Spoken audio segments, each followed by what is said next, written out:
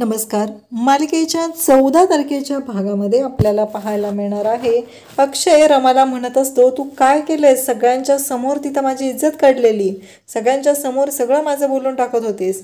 आणि बोलत असता असता अक्षयचा पाय घसरतो, कारण तो वरती चढून उभा असतो आणि रमाशी बोलत असतो. रमा तिथे कपडे वाळत घालायचं काम करत असते आणि मग पडायला लागलेल्या अक्षयला रमा आधार देते. अक्षयला रमा आधार देते आणि रमाच्या आधाराने अक्षय तिथे उभा राहिलेला असतो आणि तो रमाचा हात हातात घेऊन पाहत असतो. तेवढ्यात रेवा तिथे येते आणि रेवा गोंधळ घालायला सुरुवात करते आणि रेवा म्हणू लागते की तुझी हिंमत कशी झाली?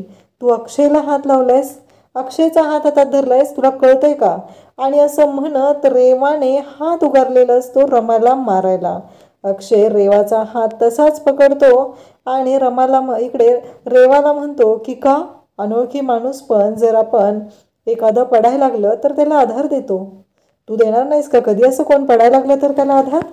अक्षय जेव्हा असा प्रश्न रेवाला करतो तेव्हा रेवा पाहतच राहते आणि रेवाला धक्का बसतो आणि अक्षयने तिचा जो अपमान केलेला आहे तो पाहून इकडे रेवाच्या डोळ्यात पाणी आलेलं असतं. रमा पाहतच असते. अक्षय तिला म्हणत असतो आणि रेवाला आठवतं की अक्षयला ढकललेला आपण आणि तो त्या टेरेसवरून पडत होता, पण आपण मात्र त्याला सावरलं नाही, त्याला हात दिला नाही.